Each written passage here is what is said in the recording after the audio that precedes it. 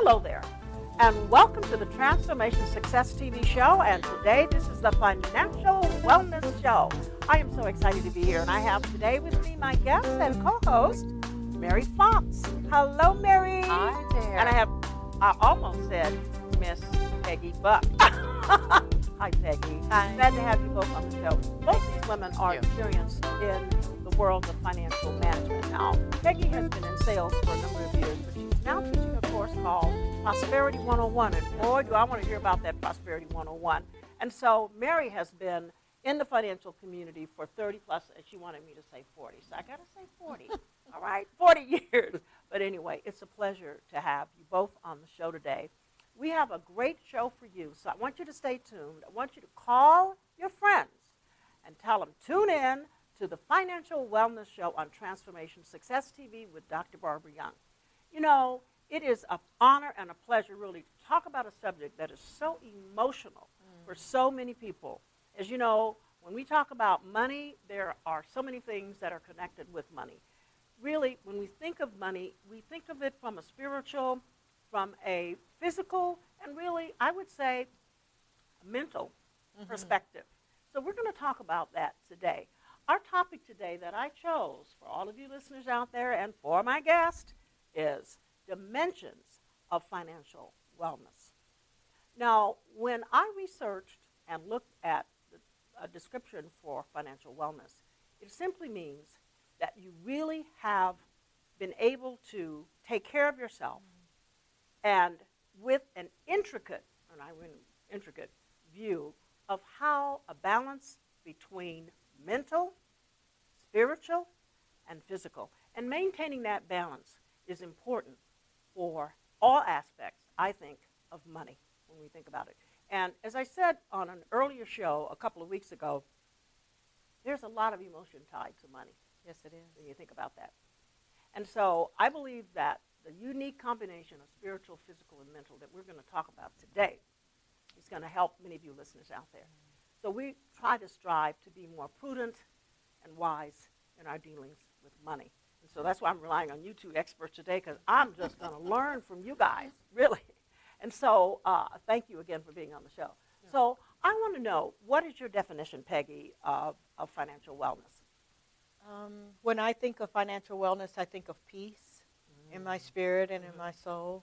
I think of balance as well, really knowing where I am, where I want to go, and even in that wellness, having goals to take me even further, but using money as that resource to do that. You know, it's really funny. You mentioned the G word, goals, because, you know, when you start thinking about goals as it relates to money, how many people do you think really have goals?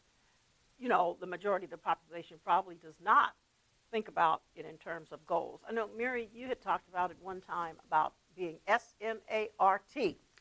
Just what is the S-M-A-R-T in your world? Well, smart, specific. Your goals must be specific. You know exactly what it is that you want to do. And it has to be measurable. You know, where am I going to be from this time in my life until this point in my life? So it has to be measurable. And then it has to be action-oriented. Okay? So you have to put into action that whatever it is that you want to do. And then what are the results going to be? What are they going to look like? Right. Okay? And then it has to have a timing. Well, you know, one of the things I find most people have shared with me and how I define financial wellness is knowing where your money is coming from and knowing where it's going. Yeah. Absolutely. And so, and I get pretty emotional when it starts talking about where my money is going because sometimes I'll see a lot more going than coming. So anyway, Peggy, what are some of the things that people come to you for? Because some folks today are really, really, I think, misinformed, number one, don't know. And that's well, let me just back up a minute and say, what led you to start Prosperity 101? I'm sure something just, was burning in your spirit about that. Well, actually, Prosperity 101 was born out of financial hardship for my own self. No. I came from having a lot to actually having nothing at all. Being a single parent. That's a big spread. Being a single parent with 3 children that I had to raise. And again, always having a lot, but I never had a budget. I never managed my money. And then when I had nothing at all, I didn't know where to go at that point. So I had to really, really buckle down. Wow. And I actually worked a process for my own self, a simple process of always continuing to know what I had coming in, how much I needed, and what was actually going out, disciplining myself and monitoring that. And then a few years ago, and I'm thinking this is just my own simple plan, but a few years ago, I was led to develop a workshop because I saw so many other people that didn't know how much they needed per month, how much was coming in. And even in that case, even if it's not balanced and you don't have enough coming in, you don't know how to make a plan to go get more to meet how much you need every month. Hey, so true. Yeah. I mean, look at you, my God, and where you are today. I mean, and thank you so much for sharing that, because you never know, but a lot of times you think and you reflect back that your experiences, although they were in some sense tragic and hard to deal with, but how you were able to turn that around and then now be able to teach other people. So I admire you and applaud you for that, because, boy, let me tell you, it's really interesting because I share a similar story of being married to a very successful person, and then after so many years, I use my checkbook like a coin purse. And he would say, stop spending, and I'd stop writing checks. And so when divorce came, I really didn't know what to do, how to manage money, and so I went sort of from this status and financial security to really having to come to grips with learning how to manage your finance. So is that the biggest issue that people come to you, rich, poor, or what is the biggest issue that they come to you for? I would say the biggest issue, or the thing that I hear most frequently when people come to ask me to help them, is I need to get out of debt.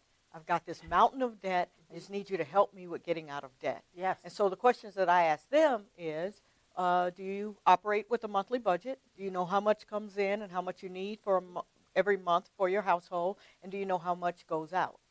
And a lot of times the answers are, no, I don't need that. I don't need that. And I'm not keeping a budget. I just need to get rid of this debt. So the anxiousness that they have with having the debt, they're so focused on that, they don't understand you need a firm foundation. Because I can teach you a really simple process to get out of debt and to accelerate and get out of it quickly. However, if we don't address the behaviors that got you in debt, you'll get out of debt and back in debt again. And so when you talk about mental health and things like that, we just really have to have a firm foundation and take it one step at a time.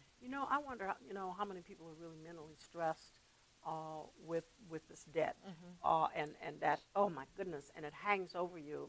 I've been there, and really didn't want to look at how much debt I had. No, because we don't. I think it's like you want to ignore it. Maybe it'll go away. You just don't want to think about it, and yet you'll still do that, purchasing, buying those things, because really, Mary, I'm sure you can address this.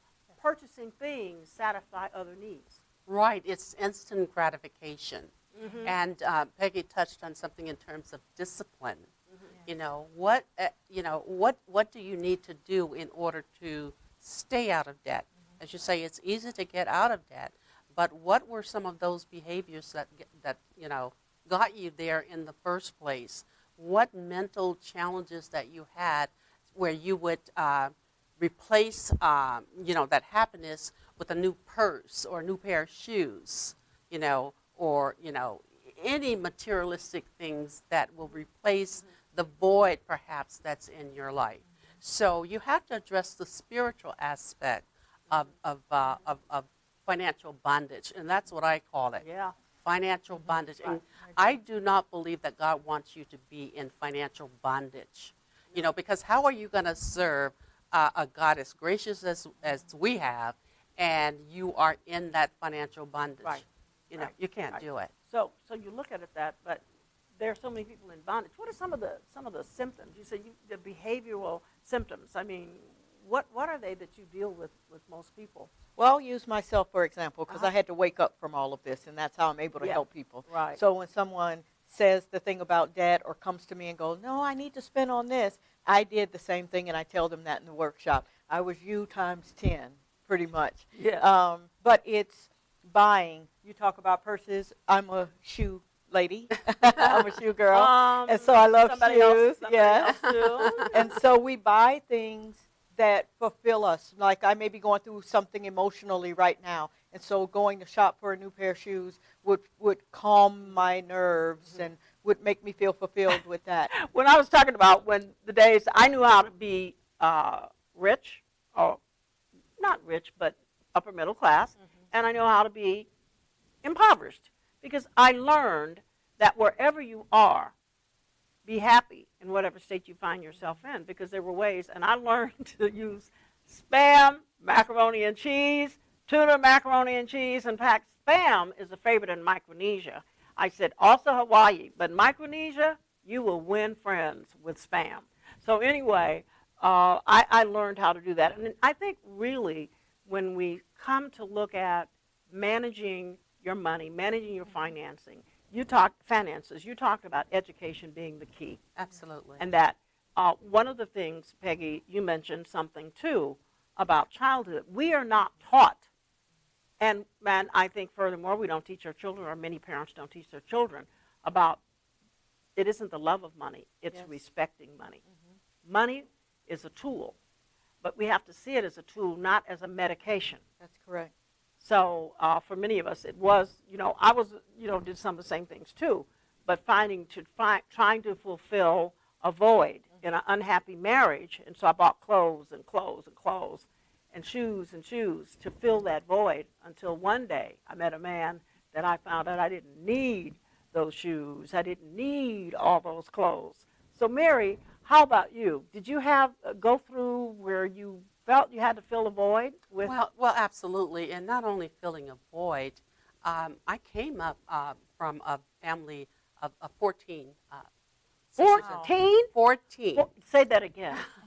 There was 14 of us. 14 children? Yes. So I know what Wow. it's like to eat Spam. Bless you. We didn't have Spam. Bless you. And so I can, if I have to cut back, I can eat beans and rice. So that's not a problem for me. And I think that's what we have to learn.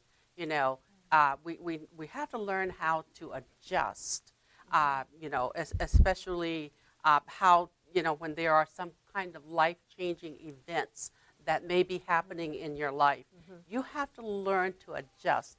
Not only just spend, you have to spend on a dime, turning your life around and doing things that you may not are used to. Right. So yes, I know exactly what it is to adjust and to be, Well, fulfilled. I think, it is one of the issues today when we talk about the dimensions of financial wellness. There are many dimensions: the spending, the extravagances, healthcare issues. I think sometimes in different countries, and even in our country, healthcare is not affordable. A lot of people don't have healthcare.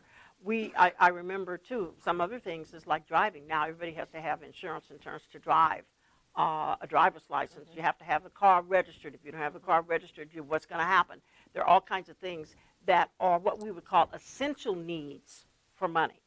So there really isn't a lot for luxuries, but people, I guess when I speak of luxuries, and I sort of think I see these kids of all walks of life, from parents, all ethnic cultures, and they're wanting things, and they're crying and having a fit because mom won't buy it. And I've seen a lot of mothers, and they'll say, "Honey, mom, no, you can't get that toy," and they're just having a fit. So what's happening? Because I think a lot of parents are actually buying products that they can't afford. And what do you think about that, or how do we address that? I think you mentioned it earlier about us not knowing. I grew up operating with money and finances the way I saw my parents. I had to go through a process even as that of forgiving them, because when I was in that tight spot, again, not taking ownership of myself, but I was thinking, well, why wasn't I taught better? Putting off on someone else instead of taking accountability. Right. And so I had to go through a process of forgiveness in that case. One, forgiving them. How can they teach you what they didn't know? And then 2, forgiving my own self for not using it wisely. Right. So in this case, what I also teach also is if you have small children, teach them to work for money, because it says that in the word, that if we don't work, we don't eat. Right. And so give them an allowance, but then also show them how to manage it, how to tithe from it, how to give to someone else that's in need with it, but also how to have it set aside and have a goal. If you want that toy, how much does the toy cost? And how long will it take for you to save up to get that? So then you don't go into the instant gratification. And if we do that from the beginning, we will have them avoid a lot of things that we have to undo. Right. Bad behavior to try to learn good behavior. One of the things that I do know, there are spiritual laws that relate to money, and those spiritual laws are the laws of giving and receiving. Yes.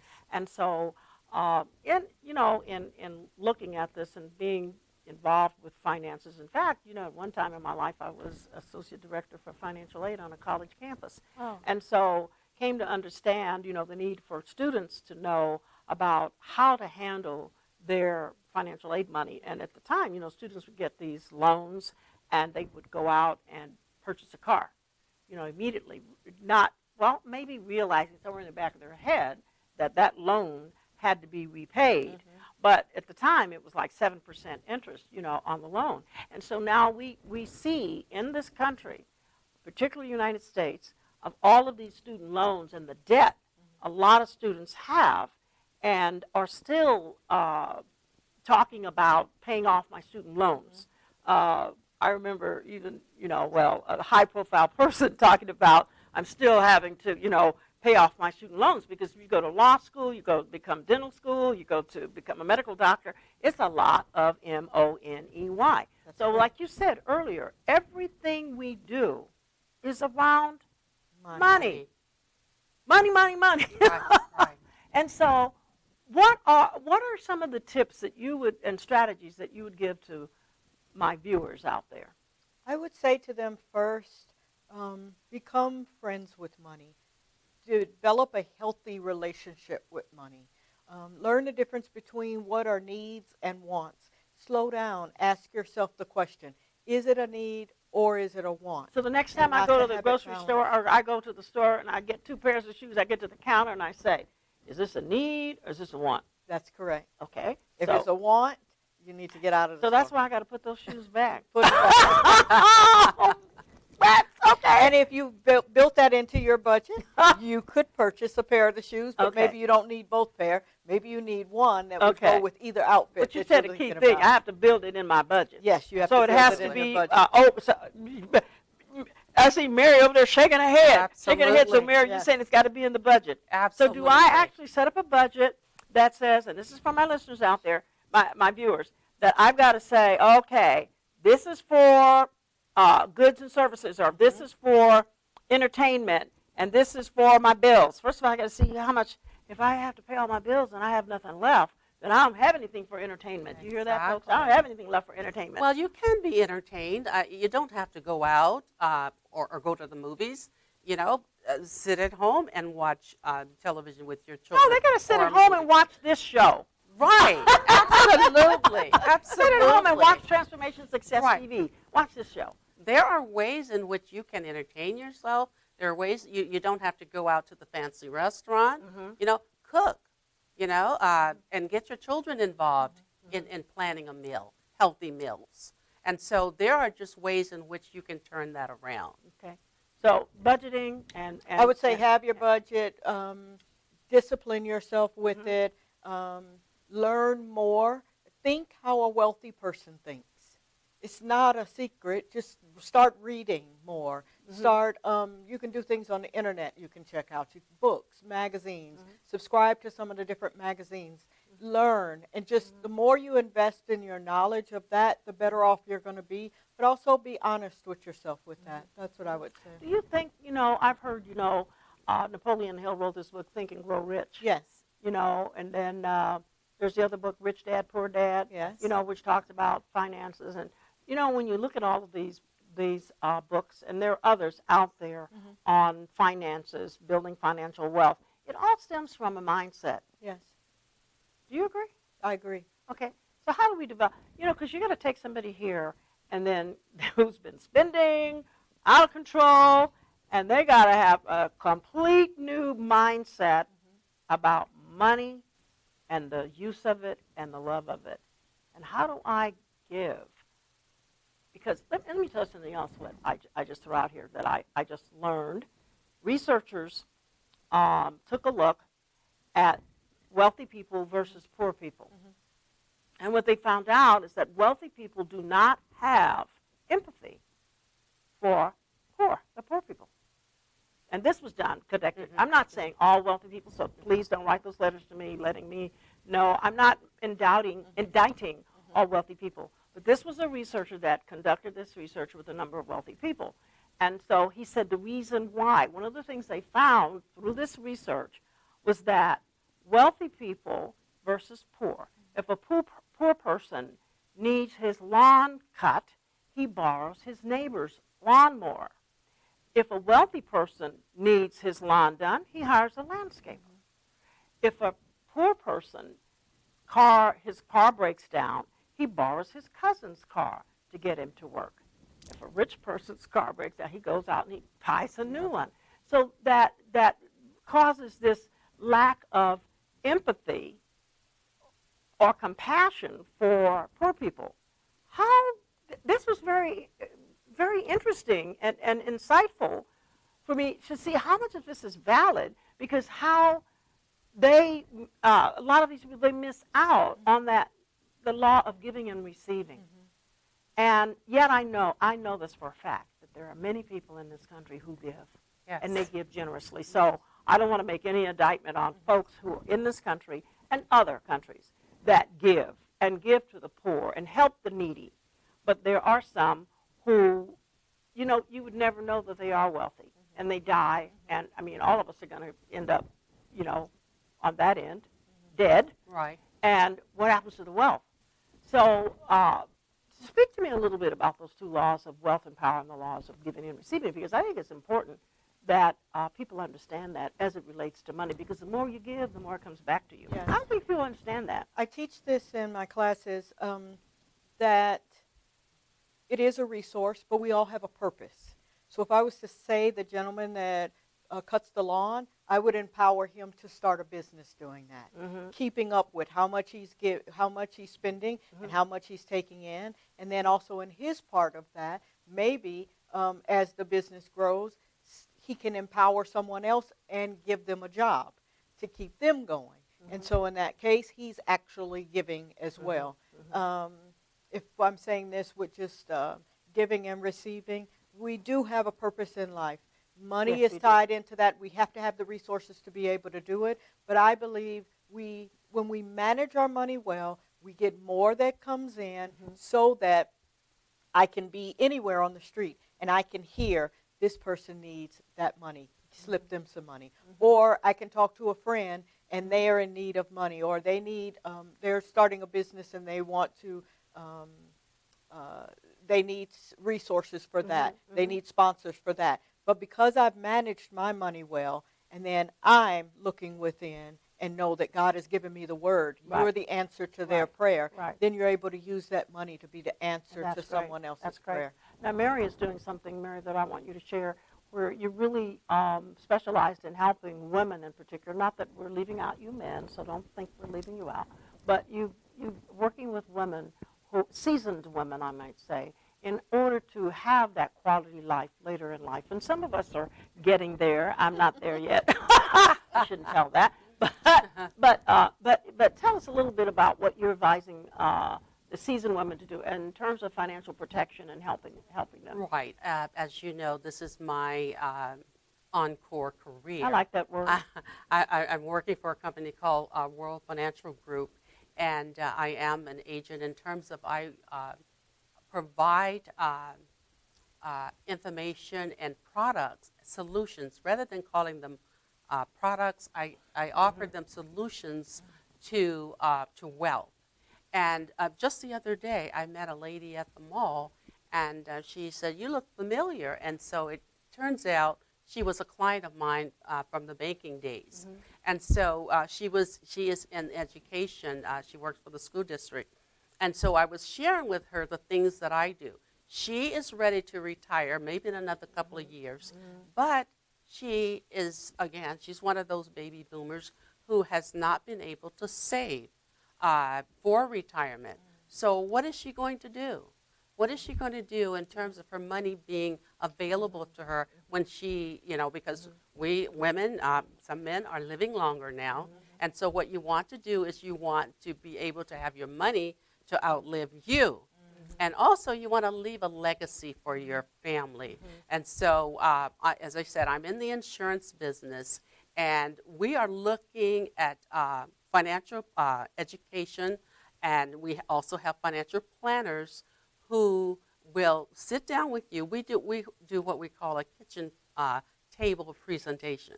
We come into your home, and we look at exactly what your financial situation is, and then we go from there.